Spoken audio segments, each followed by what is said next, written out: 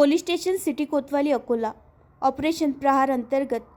भांग बाळगणाऱ्यावर 2 ठिकाणी कारवाई करून एकूण 19 किलो 500 ग्राम भांग जप्त। माननीय पोलीस अधीक्षक अकोला यांच्या आदेशाने प्रहार ऑपरेशन अंतर्गत दिनांक 1 ऑगस्ट 2025 रोजी मिळालेल्या गुप्त बातमीवरून भांग अंमली पदार्थ बाळगणाऱ्याबाबत माहिती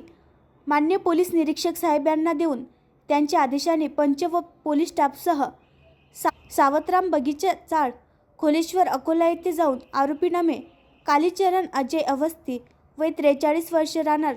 सावतराम चाळ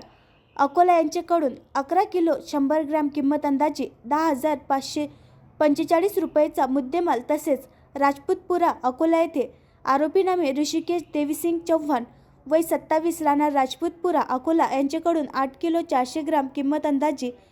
7,980 रुपयेचा माल असा एकूण 19 किलो 500 ग्रॅम किंमत अंदाजे 18,525 रुपयांचा मुद्देमाल मिळून आल्याने नमूद दोन्ही आरोपी विरुद्ध पोलीस स्टेशन येथे लेखी रिपोर्ट देऊन अपराध क्रमांक 232/2025 व अपराध क्रमांक 233/2025 कलम 65 ई महाराष्ट्र दारूबंदी अधिनियमनुसार गुन्हा दाखल करण्यात आलेला आहे। सदरची कारवाई माननीय पोलीस अधीक्षक